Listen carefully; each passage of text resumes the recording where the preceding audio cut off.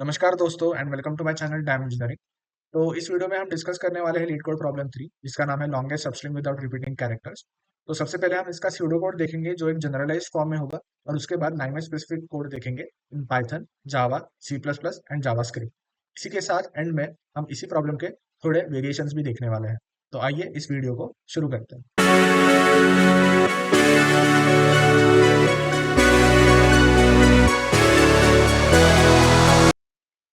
ठीक है, तो इस प्रॉब्लम को रीड करते हैं। So given a string S, find the length of the longest substring without duplicate characters. तो इसका मतलब जो हमारी सबस्ट्रिंग बनेगी उसमें यूनिक कैरेक्टर्स होने चाहिए, डुप्लीकेट कैरेक्टर्स अलाउड नहीं है। तो late say A B C ए, तो यहाँ पे डुप्लीकेट कैरेक्टर है तो ये अलाउड नहीं है। उसी के साथ अगर हम और एक एग्जांपल ले, यहाँ पे जो दिया है वो A B C B B, so output होगा हमारा 3। तो हमें पोजीशन आउटपुट करने की ज़रूरत नहीं है कि फर्स्ट इंडेक्स, सेकंड इंडेक्स और थर्ड इंडेक्स पे जो है, या फिर इसी केस में 2 बार आ रहा है एबीसी, तो ये हम रिटर्न कर सकते हैं या फिर ये रिटर्न कर सकते हैं। तो वो एक्चुअली रिटर्न हमें करना नहीं, उसकी पोजीशन रिटर्न नहीं करनी, सिर्फ जो मैक्स लेंथ है जो कि इस केस में है 3, तो वो बस हमें रिटर्न करना है। तो इस केस में हम देख सकते हैं कि ए बी सी ए क्यों नहीं है, क्योंकि ए रिपीट हो रहा है, राइट।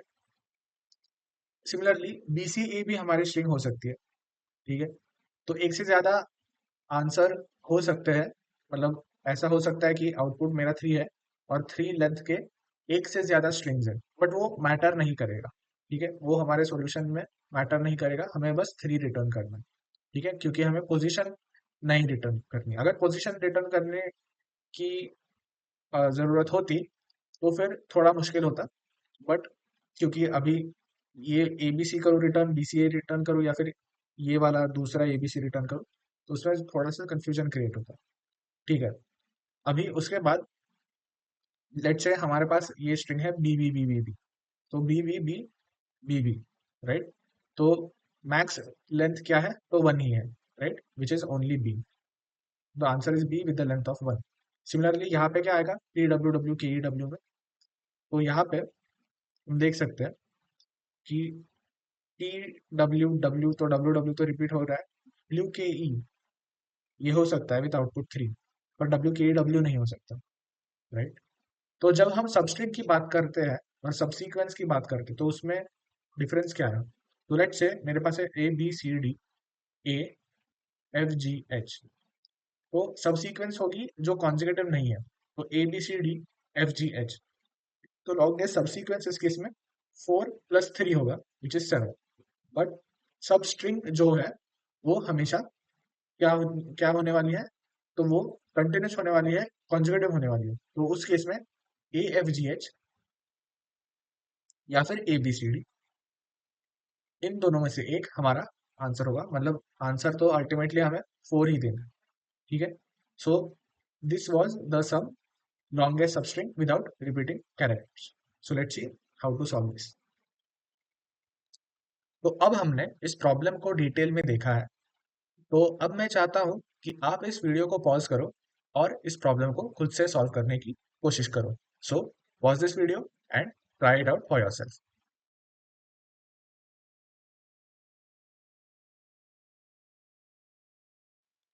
तो इस प्रॉब्लम को सॉल्व करने के दो तरीके हो सकते हैं। सबसे पहला जो तरीका है, तो उसमें हम क्या करने वाले हैं कि ब्रूट फोर्स, यानी कि सारे जो सब स्ट्रिंग्स है वो सारे के सारे सब स्ट्रिंग हम कंसिडर करने वाले हैं और देखने वाले हैं कि क्या उसमें रिपीटिशन है या नहीं है। तो जैसे इस केस में D B E C A B C D E ये हमारी स्ट्रिंग है, तो इसके सब स्ट्रिंग हम बनाने वाले हैं। तो डी से हम स्टार्ट करेंगे, बी के बाद जो नेक्स्ट सब स्ट्रिंग हमें मिलेगी वो डी बी होगी, फिर डी ई होगी, फिर डी बी ई सी होगी, ऐसे करते करते एंड तक हम जाएंगे, ठीक है। उसके बाद हम बी से स्टार्ट करेंगे, फिर बी के पीछे जाने का कोई पॉइंट नहीं है क्योंकि वो ऑर्डर हमें मैटर कर, मतलब ऑर्डर मैटर करता है।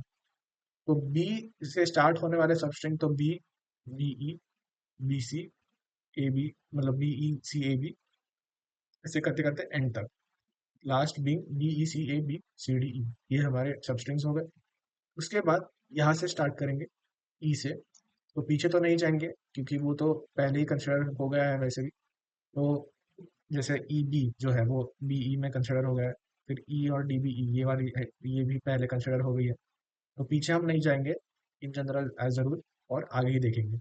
तो ई C A B C D ई, फिर सी और उसके आगे, ठीक है, फिर ए और उसके आगे, फिर बी और उसके आगे, फिर सी और उसके आगे, फिर डी ई, फिर,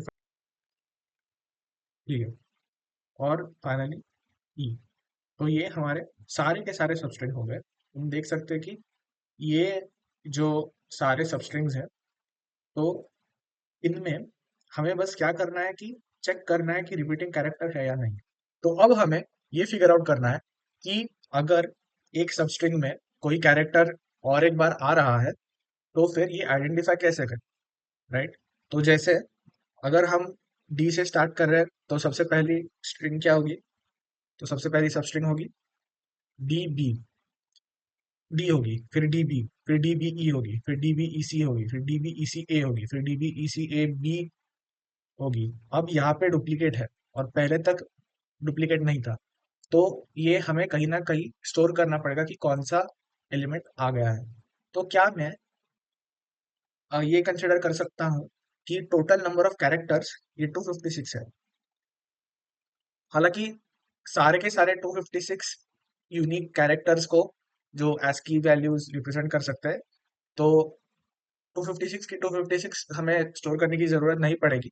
हम शायद 26 अल्फाबेट्स में ही काम कर सकते हैं अगर इनपुट सिर्फ ए बी सी ऐसा है, वो भी स्मॉल।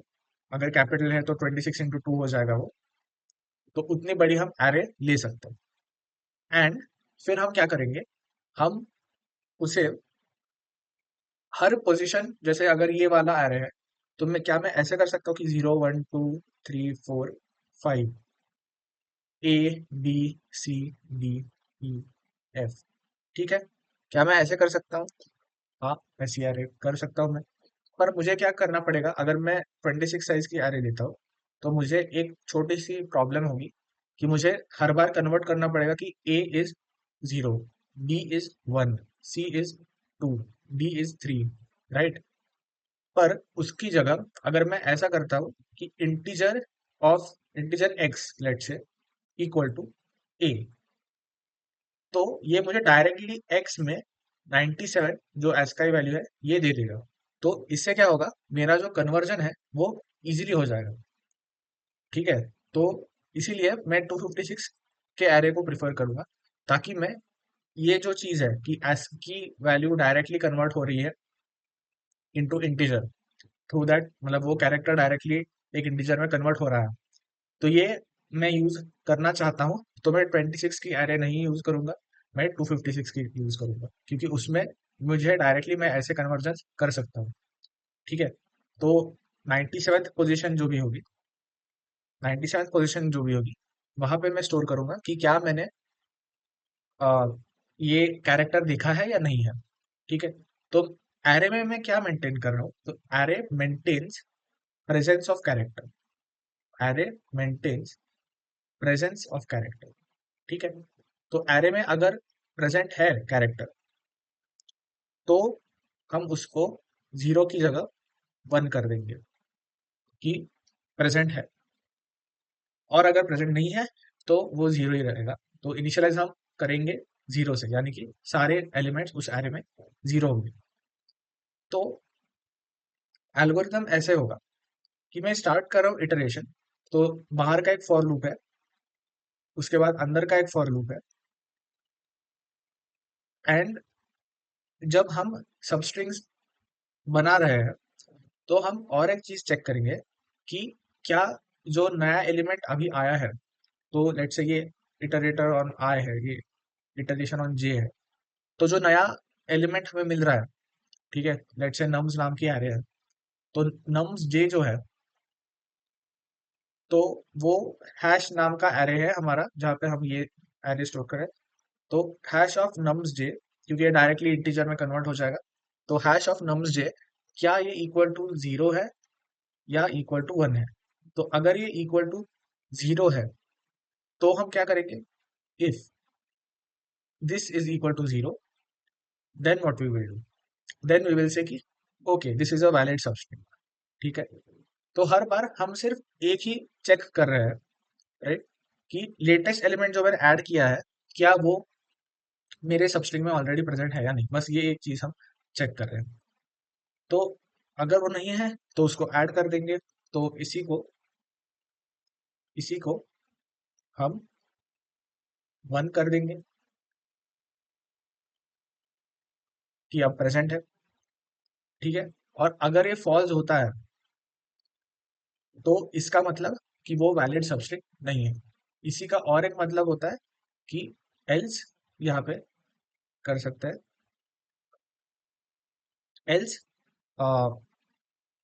अगर वो सबस्ट्रिंग नहीं है वैलिड क्योंकि रिपीटिशन हो रहा है, तो हमें सिंपली क्या करना है, तो ब्रेक करना है और नेक्स्ट आई पे जंप करना है। क्योंकि एक बार ये जब एक रिपीट होता है ए, तो क्या आगे के सारे रिपीटिशन में चले जाते हैं? क्योंकि लेट्स से अभी ए तो रिपीट नहीं हो रहा है, इसको कंट्रोल जेड करता हूँ, बी रिपीट हो रहा है यहाँ तक, तो अभी इसके आगे भी बी तो आएगा ही ना। तो अगर मैं ये स्ट्रिंग बनाऊं, अगर मैं ये स्ट्रिंग बनाऊं तो इसमें बी तो आ रहा है, ये स्ट्रिंग बनाओ इसमें बी आ रहा है, ये स्ट्रिंग बनाओ इसमें भी बी आ रहा है, तो बी की वजह से तो रिपीटेशन होने ही वाली है। तो क्यों ना मैं ये कर दूं कि अगर मैंने रिपीटेशन को स्पॉट किया तब उसके बाद के जो सारे स्ट्रिंग्स हैं जो इटरेशन से मुझे मिलेंगे उसको मैं इग्नोर कर दूं और डायरेक्टली नेक्स्ट नेक्स्ट इटरेशन पे जाऊं, जहां पे मैं डी बी ई की जगह, मतलब डी स्टार्टिंग वाला इटरेशन की जगह डायरेक्टली बी स्टार्टिंग सबस्ट्रिंग्स देख रहा हूँ। फिर B E, B C, B A, B E C A, फिर बी से बी, फिर से रिपीटिशन हो गया। अब इसके आगे देखने का कोई पॉइंट नहीं है क्योंकि उसके आगे के रिपीटिशन में आ जाएंगे, इसमें रिपीटिशन है, इसमें रिपीटिशन है, बी से ई तक में भी रिपीटिशन है बी की वजह से, तो बी देखने का अब कोई पॉइंट नहीं है, तो मैं ई पे आ गया, डायरेक्टली ई पे आ गया। तो मेरे नंबर ऑफ चेक्स बच गए क्योंकि मतलब मैं जल्दी एग्जिट कर रहा हूँ। अगर मुझे रिपीटिशन मिलता है तो मैं बस जल्दी एग्जिट कर रहा हूँ और नेक्स्ट लेटर पे जा रहा हूँ जहां से मैं स्ट्रिंग्स बनाना स्टार्ट कर रहा हूँ। ठीक है, तो ये इन टोटल था इसका एल्गोरिदम, बट इसका स्यूडो कोड हम अब डिटेल में देखेंगे। ठीक है, तो हमारे पास ये स्ट्रिंग है A B C D E F A G H. अब हमें स्यूडो कोड लिखना है हमारे ब्रूट फोर्स एल्गोरिदम के लिए। तो एल्गोरिदम में क्या करने वाले हैं हम, दो इटरेटर्स लगेंगे हमें। ठीक है, आई और जे, जो हमें सबस्ट्रिंग फॉर्म करने में हेल्प करेंगे। आई जो है वो हमें बताएगा कि हमारी सबस्ट्रिंग कहाँ पे शुरू होती है, और जे जो है वो बताएगा कि हमारी सबस्ट्रिंग कहाँ पे खत्म हो रही है। फॉर एग्जाम्पल अभी के लिए हमारा आई ए पे है और जे भी ए पे है, तो हमारी जो सबस्ट्रिंग है वो सिर्फ ए है। मैंने जे को लेट से अगर यहाँ पे डी के यहाँ डाल दिया तो ए बी सी डी मेरी सबस्ट्रिंग बन गई। अब मैंने आई को सी की जगह डाल दिया तो सी डी मेरी सबस्ट्रिंग बन गई। क्या आई ये जे के आगे जा सकता है? तो ये नहीं जा सकता। ठीक है, तो जे हमेशा कहाँ पे एंड हो रहा है ये बताएगा, राइट, और वो हमेशा राइट हैंड साइड रहेगा विद रिस्पेक्ट टू आई, या फिर इक्वल टू आई रहेगा। ठीक है, तो अभी इसको लिखना स्टार्ट करते हैं। सबसे पहले मैक्स लेंथ इक्वल टू 0 लिख देंगे, जो हमें बताएगा कि हमारी जो सबस्ट्रिंग है, जो अभी तक की हमें मैक्सिमम लेंथ की मिली है, तो उसका साइज क्या है। ठीक है, और दो फॉर लूप लगेंगे ताकि ये इटरेशन हम कर पाए, आई वाला इटरेशन और जे वाला इटरेशन। ठीक है, तो मैं लिख रहा हूँ for integer I equal to 0, i is less than N, I plus plus, ये एन तक जाएगा। और फिर इसके अंदर for integer J equal to, अभी 0 नहीं हो सकता क्योंकि हमने ऑलरेडी वो स्ट्रिंग्स कंसिडर कर ली है। जैसे आई अगर डी पे है और जे मैं 0 से स्टार्ट कर रहा हूँ, तो एबीसीडी स्ट्रिंग बन सकती है, बट वो हमने ऑलरेडी कंसिडर कर लिया है, ठीक है, और वो लॉजिकल भी नहीं है क्योंकि जे आई के पीछे है। तो जे जो है वो हमेशा आई से स्टार्ट करेगा and then it will go forward, okay, it won't go backward. So j is less than n and j plus plus. अब एक क्वेश्चन है, मेरे पास एक हैश मैप था या फिर हैश एरे कह दो, तो वो एरे जो है वो 256 साइज का है, तो वो कहाँ पे जाएगा? क्या वो यहाँ पे जाएगा दो फॉर लूप्स के बीच में, या फिर सबसे पहले मैक्स लेंथ के नीचे आ जाएगा? तो इसका आंसर है कि वो यहाँ पे आएगा, क्योंकि हमें इनिशियलाइज करना है उसे, राइट? तो जब हम उसको इनिशियलाइज करेंगे इक्वल टू 0, तो हमें हर जे के इटरेशन के बाद उसको रीसेट करना है। तो हैश 256 इक्वल टू 0, तो सारे 0 कर देंगे। तो जे का जब इटरेशन हो जाएगा, जैसे मान लो सी पे आए हैं एंड जे जा रहा है, तो यहाँ पे ये स्ट्रिंग, ये सब स्ट्रिंग, ये सब स्ट्रिंग, ये सब स्ट्रिंग, ये सब स्ट्रिंग, ये सब स्ट्रिंग, ये सब स्ट्रिंग और फिर ये सब स्ट्रिंग, ठीक है, ये हम देखेंगे। तो ये रीसेट कब हो रहा है? ठीक है, तो ये इसके जहां पे भी डुप्लीकेट्स है वो सब हम हैश में स्टोर कर देंगे। बट ये चेंज कब हो रहा है? जब हम इसके बाद क्या आएगा, सी एच के जगह, मतलब सी टू एच के बाद क्या आएगा, ओनली डी। तो जब ये ओनली डी हम कर रहे हैं, तभी हमें हैश को रीसेट करना है। और फिर डी ई एफ, इसमें हैश को नहीं, इसमें रिमेंबर करना है। D E F A remember करना है, D E F A G remember करना है, D E F A G H remember करना है। जब हम हमारा स्टार्टिंग पॉइंट ही बदल दें, जब हम हमारा स्टार्टिंग पॉइंट ही बदल दें, तब हमें हैश को रीसेट करना है। इसीलिए हमने जो हैश मैप या फिर हैश एरे है वो यहाँ पे प्लेस किया है। तो अब इसके बाद हमें क्या करना है? तो हमें सबसे पहले ये चेक करना है कि क्या अभी का जो एलिमेंट है, क्या वो हैश मैप में प्रेजेंट है या नहीं। और अगर है, तो हमें सिंपली ब्रेक करना है। ब्रेक क्यों करना है? क्योंकि उसके बाद भी वो एलिमेंट होगा ही एरे में, तो रिपीटेशन होगी ही। तो प्रॉब्लम का रूट कॉज क्या है? वो एलिमेंट है जो होने ही वाला है। तो हम डायरेक्टली नेक्स्ट स्टार्टिंग पॉइंट, मतलब स्टार्टिंग पॉइंट फिर हमारा फिर चेंज करेंगे, क्योंकि हमें पता है कि उस पॉइंट ऑफ टाइम के बाद सिर्फ रिपीटेड कैरेक्टर, मतलब ये जो रिपीटिंग कैरेक्टर्स की कंडीशन है वो सेटिस्फाई होने वाली है due to that particular character. तो इसीलिए हम यहाँ पे लिखेंगे कि इफ हैश ऑफ, एंड फिर यहाँ पे आएगा, इस एरे को एस नाम देते हैं, S of J equal to 1, we have to break. और अगर ये नहीं है, तो हमें क्या करना है? सिंपली हैश ऑफ एस जे को 1 असाइन करना कि हमने उस पर्टिकुलर एलिमेंट को देख लिया। तो ये डायरेक्टली, अगर ए है तो ये, ऑल्दो ये कैरेक्टर देगा, बट इस केस में it would work as if it is an integer in this context, और फिर ये हमें 1 देगा। अब हमें क्या करना है कि लेंथ कैलकुलेट करनी है। तो लेंथ क्या होगी? Length will be J minus I plus 1, J minus I plus 1, और फिर हम मैक्स लेंगे लेंथ और मैक्स लेंथ के बीच में, जिससे हम हमारी मैक्सिमम लेंथ अपडेट करेंगे। And then finally we will return after all these loop get closed. For loop close कर दिया, फॉर लूप क्लोज कर दिया, उसके बाद हम फाइनली रिटर्न करेंगे लेंथ, सॉरी मैक्स। ठीक है, तो ये हो गया हमारा ब्रूट फोर्स का स्यूडो कोड। तो अब हम देखेंगे sliding window approach. Sliding window में क्या है कि दो पॉइंटर्स हम यूज करने वाले हैं which will define our window, right? So, for example, if my left pointer is on D and my right pointer is on A, then DBECA is my window, right? तो हम क्या करेंगे, ये pointers धीरे धीरे एक स्पेसिफिक ऑर्डर में systematically आगे लेते जाएंगे। ठीक है, आगे लेते जाएंगे, एक स्पेसिफिक ऑर्डर में, स्पेसिफिक वे में हम ये शिफ्ट करेंगे, ताकि हम जो सबस्ट्रिंग जिसको हमने कंसिडर किया है वो चेंज होते रहे। ठीक है, तो इसके लिए हम सबसे पहले क्या करेंगे कि एक हैश मैप यूज करेंगे। हैश मैप हम क्यों यूज कर रहे हैं? तो हम हैश मैप यूज कर रहे हैं क्योंकि उसमें सर्च करने की जो कॉम्प्लेक्सिटी है वो कांस्टेंट है। तो कांस्टेंट टाइम में हम ये पता लगा सकते हैं कि हैश मैप में वो पर्टिकुलर एलिमेंट है या नहीं है। ठीक है, इसलिए हम हैश मैप यूज कर रहे हैं। तो रिपीटिशन है या नहीं है ये चेक करने के लिए बेसिकली वो हैश मैप यूज हो रहा है। ठीक है, तो अब हम क्या करेंगे, जैसे एल एंड आर पे अभी हम करंटली है, तो आर अभी किस पे है? डी पे है, राइट। तो हम पहले देखेंगे कि क्या डी ऑलरेडी हैश मैप में है।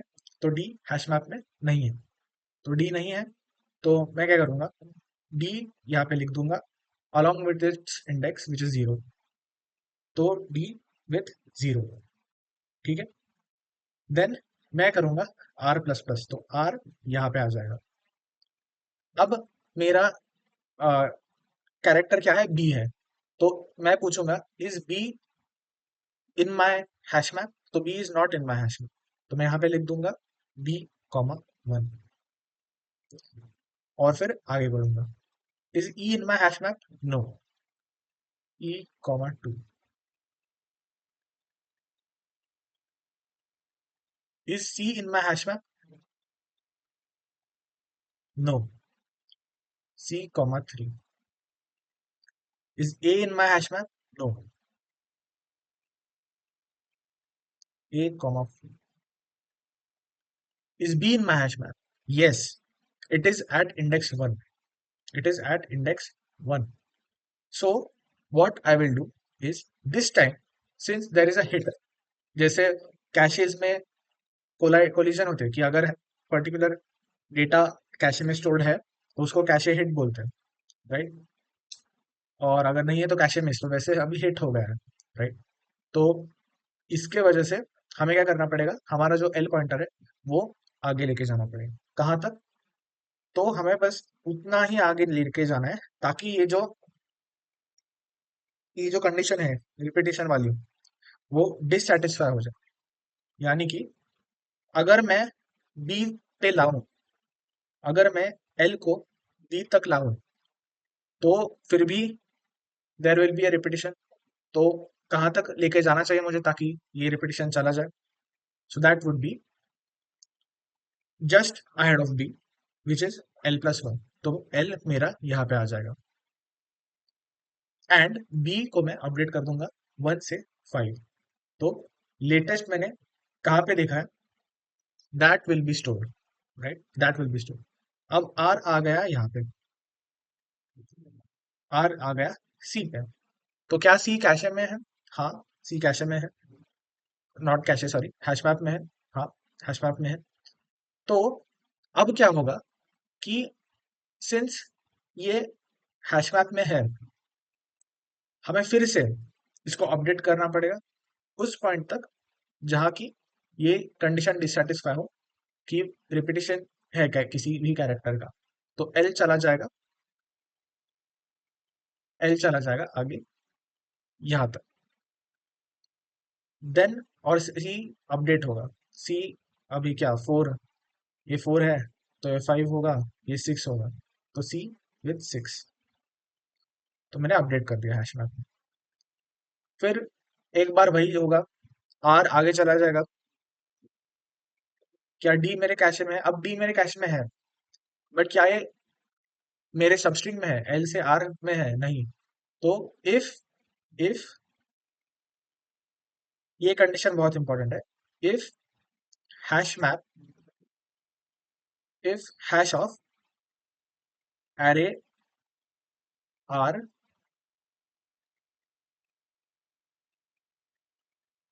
is if this is greater than L,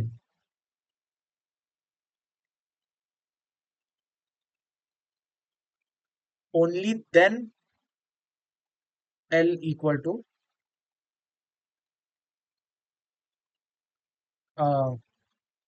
L shift होगा जो अभी जो भी वैल्यू हमें मिली थी उसके जस्ट एक आगे, यानी कि एस हैश, यही मतलब हैश एस ऑफ आर की एक आगे।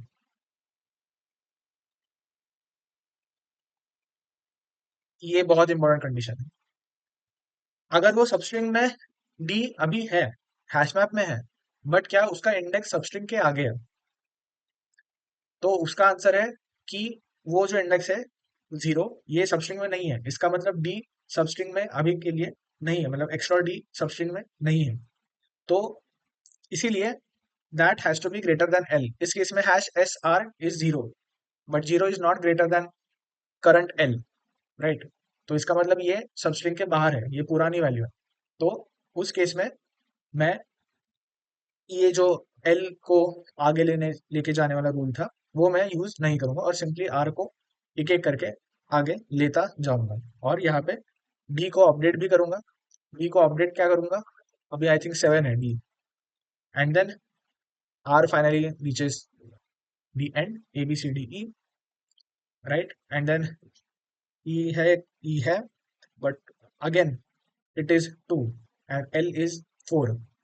सो ये कंडीशन सेटिस्फाई नहीं हो रही, तो मैं एल को नहीं शिफ्ट करूंगा और ई को अपडेट करूंगा एज 8, एंड देन आर और एक आगे जाएगा। अब आर किसी को भी पॉइंट नहीं कर रहा है, it is out of bounds, और हमारा एल्गोरिदम एंड होता है। अब ये सब हमने किया, बट मेन क्वेश्चन है कि क्या हमने मैक्सिमम लेंथ निकाला। तो इसका सिंपल आंसर है, जब ये हम करेंगे, ये सब सब स्ट्रिंग्स देखेंगे, तो हम ऑटोमेटिकली हर बार लेंथ मेजर करेंगे, एंड जब भी हम लेंथ मेजर करेंगे हम मैक्सिमम लेंथ क्या है ये भी नोट डाउन करेंगे। जो जो स्ट्रिंग्स हमने अभी तक देखी थी, तो जो जो वैलिड स्ट्रिंग्स थी, क्योंकि ये हमेशा वैलिड स्ट्रिंग ही देगा, तो वैलिड स्ट्रिंग जब भी मिल जाएगी उसकी लेंथ हम मेजर करेंगे, और ग्लोबली मैक्सिमम लेंथ क्या थी ये हम देखेंगे, ठीक है। बट वो बाद में होगा। तो अभी हम इसी स्लाइडिंग विंडो प्रोटोकॉल का, या फिर जो भी मेथड है उसका हम देखेंगे कि स्यूडो कोड कैसे आएगा। ओके, तो स्लाइडिंग विंडो अप्रोच में हम स्टार्ट करेंगे एक function which takes in string S, इससे। तो हमें सबसे पहले एक हैश क्रिएट करना पड़ेगा। तो हैश 256 इक्वल टू -1। इसी के साथ हमें साइज लेना पड़ेगा एस का, तो n equal to S dot size. इसके बाद हमें यूज करना पड़ेगा एक फॉर लूप, बट उससे पहले हम लिखेंगे l equal to 0, r equal to 0, max length equal to 0। अब हम लूप लिख सकते हैं फॉर, और rather while r is less than n। जैसे ही वो इक्वल टू n हो जाएगा, इसका मतलब वो आउट ऑफ एरे है, राइट। तो while r is less than n हम ये लूप चलाएंगे।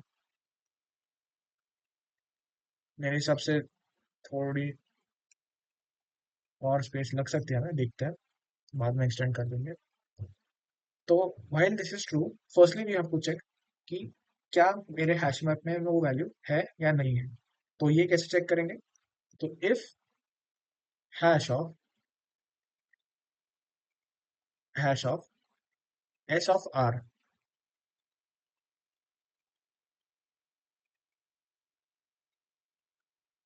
Not equal to -1। तो अगर this is not equal to -1, यानी कि हैश मैप में वो पर्टिकुलर एलिमेंट मेरा प्रेजेंट है। और अगर ये ट्रू है तो हम और एक कंडीशन चेक कर, अब मैं ब्रैकेट्स नहीं लिखने वाला, if hash of S of are,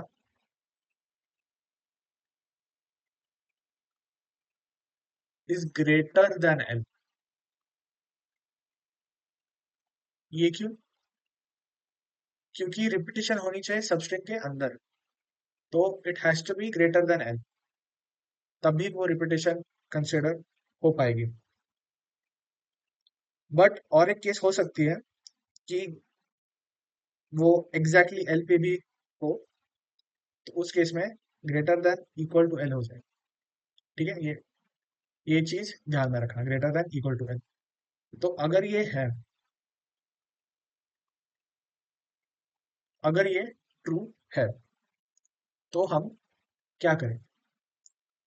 तो जैसे कि हमारा एल्गोरिदम था, अगर रिपीटिशन आ जाती है तो हमें क्या करना है? एल को आगे बढ़ाना है। ठीक है, तो हम करेंगे एल इक्वल टू एल, और rather hash of S of R plus R. ठीक है, ये हम कर देंगे। ठीक है, एंड इसी के साथ जो हैश की वैल्यू है, तो वो वैल्यू हमें अपडेट करनी है, बट वो बाद में करेंगे। अभी के लिए ये आपने अपडेट कर लिया। फिर length equal to R minus L plus one, max length equal to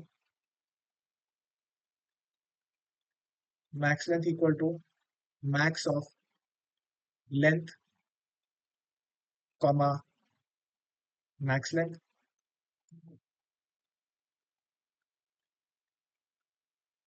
फिर हम इस पर्टिकुलर एलिमेंट को हैश मैप में स्टोर करेंगे। तो वो कैसे करेंगे?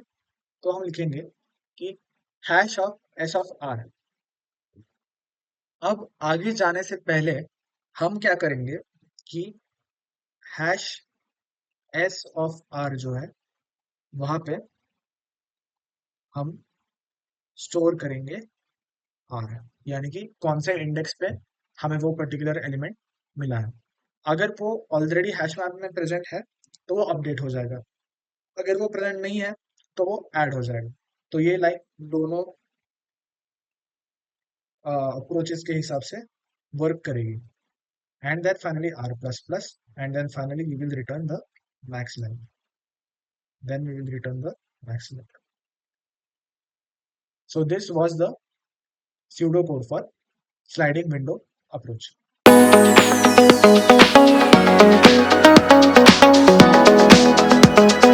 अब हम इसे कोड करेंगे C++ में। तो सबसे पहले हमें इसकी लेंथ लिखनी पड़ेगी। तो integer n equal to s dot length, and then max length define करनी पड़ेगी, and then l equal to 0, and then finally एक अनऑर्डर्ड मैप में क्रिएट करेंगे।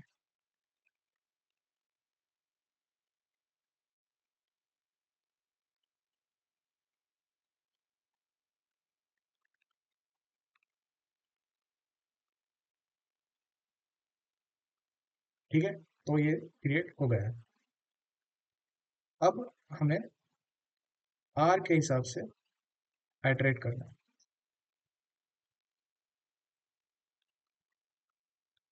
एंड देन फाइनली इस लूप के बाद हम रिटर्न करेंगे मैक्सिमम। अब देखते हैं लूप के अंदर क्या होगा। तो सबसे पहले एक इफ कंडीशन होगी, if char map dot find this not equal to char map dot end, and char map का ये वाला एलिमेंट, उसकी value should be greater than equal to N. अगर ये ट्रू है तो ये हम इफ के अंदर चले जाएंगे और एल की वैल्यू अपडेट करेंगे। तो जब मेरा जब मेरे पास वो डुप्लीकेट वैल्यू की रिकॉर्ड ऑलरेडी उस कैरेक्टर मैप में है, उस कैर मैप में है, तब, एंड अगर वो जो रिकॉर्ड है उसकी वैल्यू ये एल मतलब उसकी की वैल्यू जब एल से बड़ी होगी या फिर इक्वल टू एल होगी, तब मुझे एल को अपडेट करना है, यानी कि एल को आगे लेके जाना है। तो L control Z, L equal to char map S R +1। तो अपडेट हो गया। अब हमेशा हम क्या करने वाले हैं, हमेशा हम कैर मैप के अंदर ऐड करेंगे ये पर्टिकुलर रिकॉर्ड, विच इज अभी कैरेक्टर क्या था, and with respect to that what was its value, and then max length equal to max of max length comma the value r minus l plus 1 which is the length of the current substring।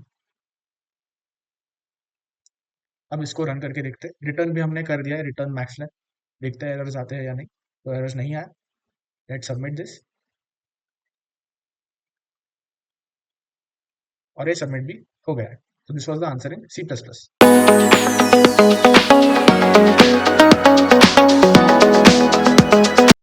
तो अब हम इसे code करने वाले हैं जावा में। तो ये सॉल्यूशन जो है, इसके लिए हमें हैश मैप रिक्वायर्ड है। तो सबसे पहले हैश मैप को इंपोर्ट करते हैं। वो Java dot यूटिल dot hash map. अब इसके बाद सबसे पहले जो स्ट्रिंग है उसकी लेंथ कितनी है ये हमें लगेगी इटरेशंस करने के लिए। तो वो निकालते हैं, integer n equal to s dot length. इसके बाद जो फाइनल आंसर है हमारा मैक्सिमम, उसको 0 सेव कर देते हैं।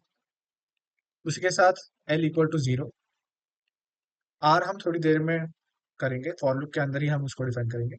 और सबसे पहले सबसे इंपॉर्टेंट चीज, हमारा हैश मैप जो है उसको डिक्लेयर कर देते हैं, hash map character comma integer. तो इसकी की होगी एक कैरेक्टर और वैल्यू होगी इंटीजर।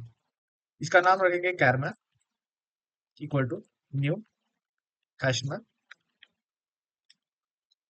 और ये सिंटैक्स। अब इसके बाद हमें फॉर लूप रन करना है। तो for integer r equal to 0, क्योंकि r 0 से स्टार्ट हो रहा है और n तक जा रहा है, r is less than n, r plus plus. और इसके अंदर हमें सबसे पहले चेक करना है कि क्या सही में हैश मैप जो है हमारा, तो उस हैश मैप में ये कैरेक्टर स्टोर है या नहीं।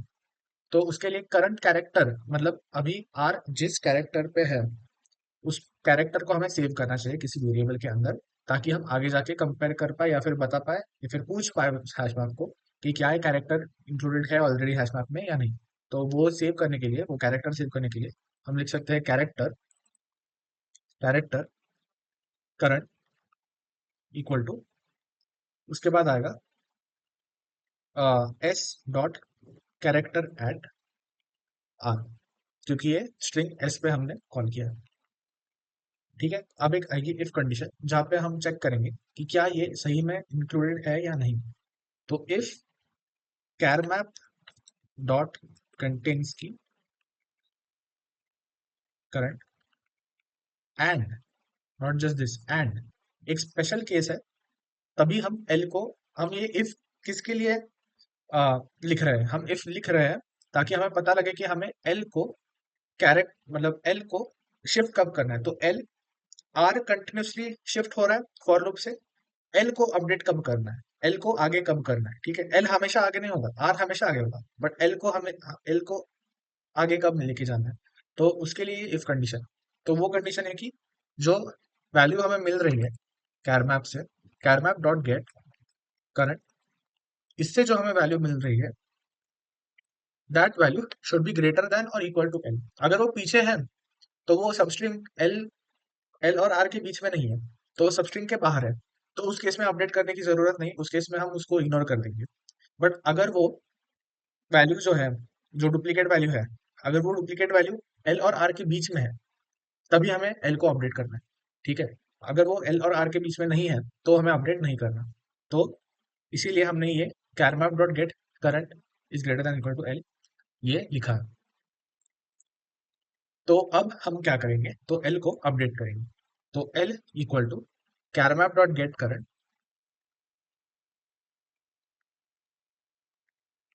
Plus one. तो जहां पे भी डुप्लीकेट फाइंड किया था हमने, उससे एक आगे, तो हमने वो डुप्लीकेट जो बीच में आ रहा था उसको बाहर धकेल दिया है। और अब हमारे पास एक नई सबस्ट्रिंग है। ठीक है। तो अब एल को तो हमने अपडेट कर दिया। अब हमें क्या करना है, तो हमें ये देखना है कि ये जो पहले तो हमें पुट करना पड़ेगा, ठीक है, क्योंकि हमें स्टोर करना पड़ेगा कि जो आर नाम का नया एलिमेंट मैंने देखा है, तो वो जो भी है, ठीक है, उसका इंडेक्स जो भी है वो मुझे हैश मैप में स्टोर करना पड़ेगा। ठीक है, अगर वो ऑलरेडी एग्जिस्टिंग है तो वो वैल्यू अपडेट हो जाएगी। अगर वो ऑलरेडी एग्जिस्टिंग नहीं है तो फिर एक नई value, as a new value वो आ जाएगी। तो मुझे वो स्टेप यहाँ पे करनी पड़ेगी सबसे पहले।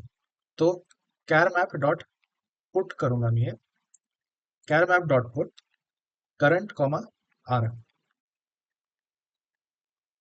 ठीक है, अब ये पुट भी हो गया। अब इसके बाद हमें मैक्स लेंथ क्या है ये देखनी पड़ेगी। तो मैक्स लेंथ में लिख सकता हूँ equal to math dot max. तो अभी जो मैक्स लेंथ की वैल्यू है वो, या फिर L, sorry R minus L plus one, मतलब करंट स्ट्रिंग की जो भी वैल्यू है वो। तो इन दोनों में से एक मैक्स होगी, तो उसको हम मैक्स लेंथ वेरिएबल में स्टोर कर देंगे।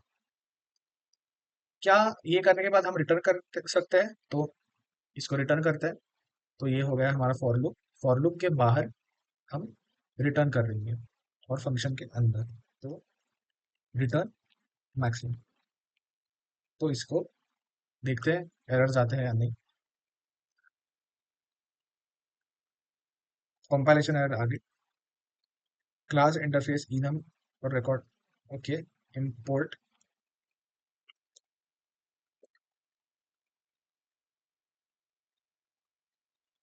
एक्सेप्ट हो गया है, इसको सबमिट करके देखते हैं। और ये सबमिट भी हो गया है। So this was the Java implementation.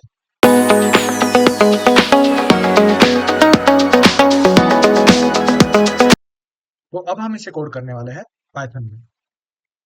So n equal to len s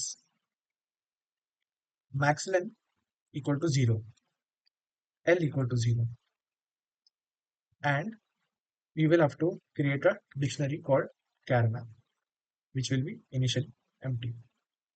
And now for r in range n,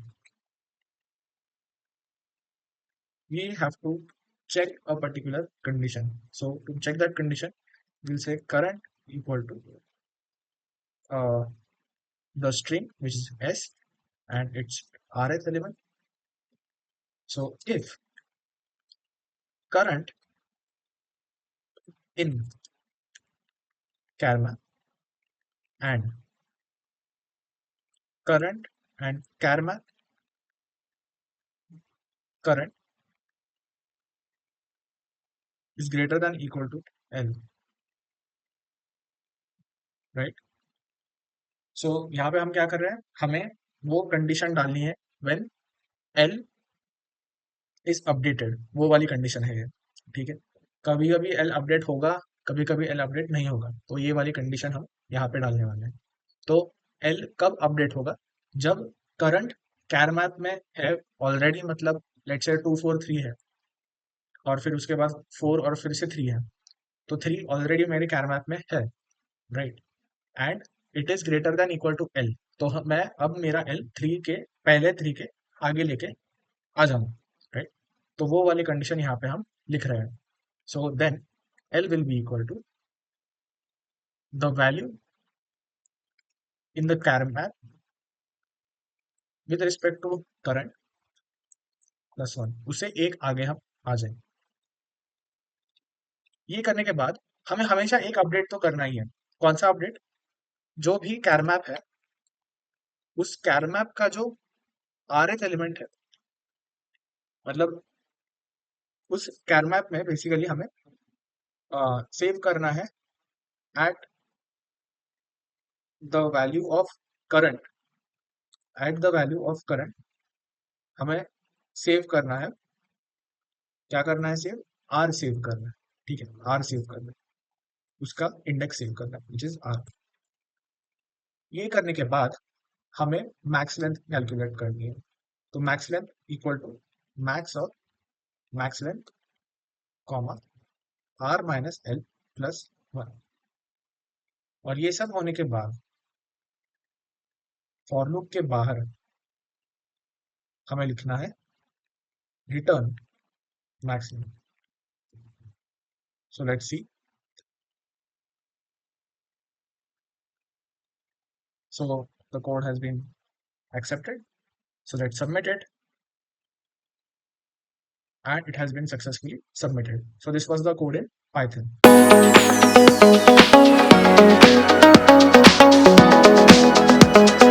अब हम इसे कोड करने वाले हैं जावास्क्रिप्ट में। तो शुरू करते हैं with let char map equal to new map. With that, let l equal to 0, let max length equal to 0, and then for integer r, or rather for let r equal to 0, r is less than n, so we will need n. So let n equal to s dot length, r is less than n, r plus plus. Inside this we will have if char map dot has. So we'll need a character. So character or let current equal to the current character, which will be s r dot has current, and char map dot get current is greater than equal to L. If these two conditions are satisfied, then we have to move L forward. Where will we bring it? We will bring it to char map of current dot get current plus 1. And outside this if, we will do the following always, which is putting the latest or updating the latest occurrence of that particular character. So let char map current comma r, and then max length equal to math dot max length comma r minus l plus 1, which is the length of the current substring, and then we will have to return all this. So we will return this.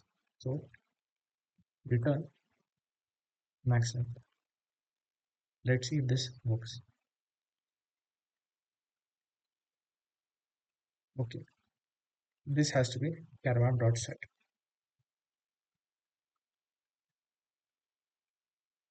Okay, so it is running now. Let's see if we can submit it, and it has been submitted. So that was the solution in JavaScript. तो sliding window use करके जो solution हमने बनाया है उसकी time complexity exactly क्या है। तो आप देख सकते हो कि यहाँ पे सिर्फ एक फॉर लूप है, ठीक है, कोई भी कोडिंग लैंग्वेज ले लो, ठीक है, जावा में भी एक ही फॉर लूप है, एक से ज्यादा नहीं है, उसके अंदर इफ कंडीशन है, तो ये सिर्फ आर पे डिपेंडेंट है, और आर जो है वो 0 से लेकर एन तक जा रहा है, ठीक है। तो N iteration total worst case में हो सकती है जब आर एन तक पहुंच जाए, या फिर ऐसे मान लो कि आर पहुंचने ही वाला है, हमेशा पहुंचता ही है, ऐसे मान लो, क्योंकि जब तक वो फॉर लूप में मतलब इटरेशन कंप्लीट नहीं होती तब तक हम आगे जाते रहेंगे, एल सिर्फ चेंज होने वाला है, आर के हिसाब से सब कुछ चलेगा। तो एन इटरेशंस तो होंगी, राइट। तो इसीलिए टाइम कॉम्प्लेक्सिटी इसकी आती है O of n, right. But अगर हम अ, हमारा पहले वाला जो सॉल्यूशन है अगर वो देखें तो उसमें हम ये देख सकते हैं कि एन स्क्वायर टाइम कॉम्प्लेक्सिटी आएगी। एन स्क्वायर क्यों आएगी? क्योंकि हमारा जो पहला लूप था, ठीक है, तो हमारा जो पहला लूप था, loop number one, okay, loop number one, वो let say A B C D E F G, ठीक है, ये मेरे अल्फाबेट्स हैं। तो मैं यहाँ से स्टार्ट कर रहा हूँ और फिर इसके लिए मैं ये सारे चेक कर रहा हूँ। फिर आगे मेरा आई जो है वो आगे ले रहा हूँ, तो आई यहाँ पे आ गया। फिर उसके लिए सारे चेक कर रहा हूँ, मतलब B C D B C E B C E F B C F G. फिर से आई प्लस प्लस, फिर आई यहाँ पे आ गया। फिर इसके आगे मैं चेक कर रहा हूँ। ऐसे करते करते तो दो लूप्स लगेंगे। पहला लूप जो है वो आई के लिए लगेगा, दूसरा लूप जो है वो जे के लिए लगने वाला है। तो ऐसे हम लिख सकते हैं फॉर इंटीजर आई, मैं अब ये पूरा नहीं लिखूंगा, but for integer I equal to zero, I is less than N, I plus plus, I I is less than N, I plus plus. और फिर उसके बाद for integer J equal to I plus one. I plus one से हम start करेंगे जी, या आई से करेंगे, आई से करेंगे, क्योंकि J can be equal to I, J can be equal to I. So for integer J equal to I, J is less than N, J plus plus, ठीक है। तो ये दो फॉर लूप्स है, तो हमें पता है अगर दो फॉर लूप्स आ गए तो ओ ऑफ एन स्क्वायर हमारी टाइम कॉम्प्लेक्सिटी हो जाएगी। तो ऑप्टिमल क्या है? ऑप्टिमल है ओ ऑफ एन, जो स्लाइडिंग विंडो से हमें मिल जाती है, ठीक है। और ब्रूट फोर्स से क्या आ रही है? ओ ऑफ एन स्क्वायर, ठीक है। तो ओ ऑफ एन स्क्वायर क्यों आएगी? क्योंकि जो हमारा सर्चिंग का ऑपरेशन है वो एरे में हो रहा है, और सर्चिंग हमारा हैश मैप कह दो, एरे कह दो, वो कांस्टेंट टाइम में होगा। इसीलिए उसकी एडिशनल कोई भी टाइम कॉम्प्लेक्सिटी ऐड इसमें नहीं होने वाली, राइट। तो ये हो गई इनकी time complexity. Okay, so what is the space complexity of this solution? तो अगर हम ब्रूट फोर्स सॉल्यूशन अपनाते हैं तो we will have an array of size 256, right? And k equal to 256, so O of 256, right? So if k is equal to 26, यानी कि 256 अगर सारे characters है, ठीक है, and 26 if there are only alphabets, so this is the array size that we will be using, right? So why is this? Because each position, one position equal to one character, so one position equal to one character, ठीक है। तो number k equal to basically number of unique characters, number of unique characters, ठीक है।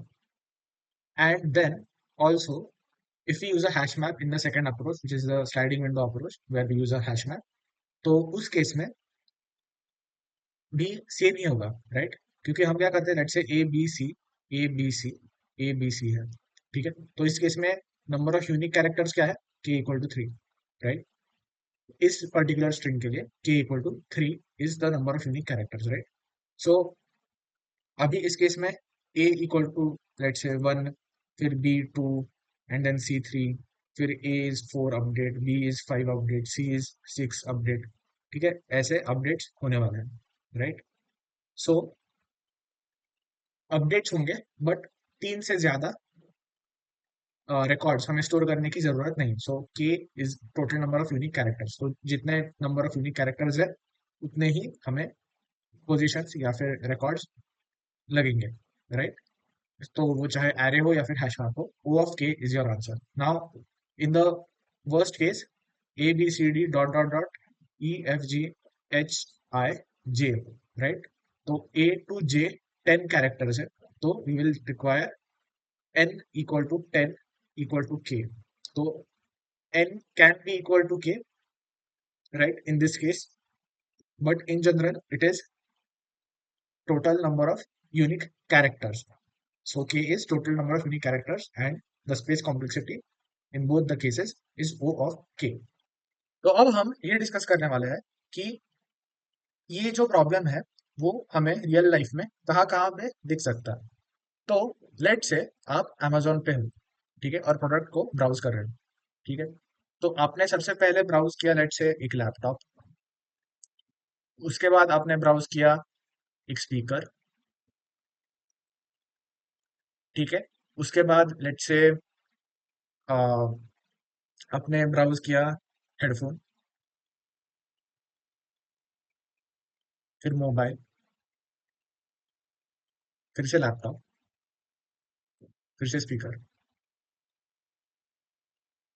ठीक है, speaker. तो इस case में आपकी लॉन्गेस्ट सब सीक्वेंस क्या होगी, रादर सबस्ट्रिंग क्या होगी। तो ये है आपकी लॉन्गेस्ट सबस्ट्रिंग, ठीक है। तो आ, इसका यूज क्या है, तो इसका यूज ये है कि आप कितने वेरियस प्रोडक्ट्स में इंटरेस्टेड हो, ये मुझे पता लग सकता है। और आप कितने अलग अलग प्रोडक्ट्स देखते हो, ये मुझे पता लग सकता है, ठीक है। तो जो कोडिंग में प्रॉब्लम आएगा, it can be framed in this way कि there is a e-commerce website, and then on that website the user is browsing certain products, and the string of the products browsed is given as LSHMLS, and then find the uh, longest substring out of these, right? ऐसे हो सकता है। और एक क्या हो सकता है, लेट से एक शॉप है जिससे आप डेली वेजिटेबल्स बाय करते हो।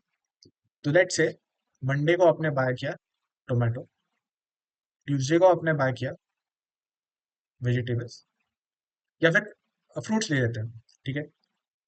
Monday, Tuesday, Wednesday, Thursday, Friday. तो मंडे को आपने बाय किया वाटरमेलन, ट्यूसडे को आपने बाय किया मैंगो, वेडनेसडे को आपने बाय किया स्ट्रॉबेरी, थर्सडे को मस्क मेलन, फ्राइडे को ऑरेंज, एंड देन सैटरडे को फिर से वाटरमेलन, या फिर स्ट्रॉबेरी ले लो, स्ट्रॉबेरी। तो इसमें what is the longest substring, ऐसा सम भी आ सकता है, ठीक है। तो ये तो ठीक है कि ये तो रियल लाइफ सम्स हो गए कि कहाँ पे हम इनको देख सकते हैं। But the real question now is this कि इसके वेरिएशन क्या क्या हो सकते हैं। तो सबसे पहला वेरिएशन क्या हो सकता है कि एक स्ट्रिंग है, मान लो ABCD, ABC, DEF, ABACGHIJKB,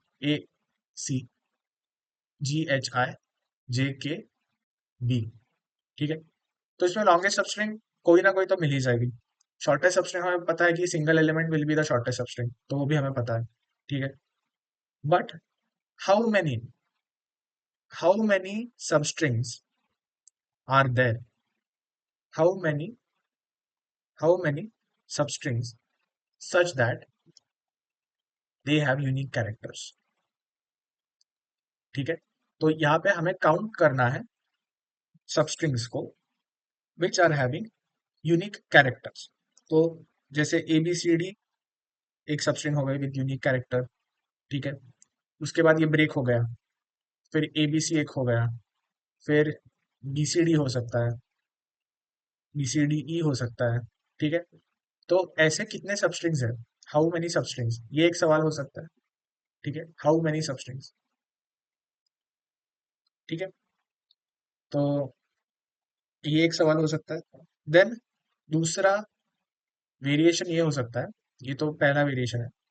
दूसरा वेरिएशन ये हो सकता है कि आपको अभी सिर्फ क्या आउटपुट करना था, लेंथ आउटपुट करनी थी, उसके जगह आपको इंडाइसेस आउटपुट करने हैं, starting and ending index, right. तो output the indices of the substring और द सबस्ट्रिंग इटसेल्फ, ठीक है। ये एक वेरिएशन हो गया। And then the last variation is unique character unique character unique character of length k। तो यूनिक कैरेक्टर सबस्ट्रिंग,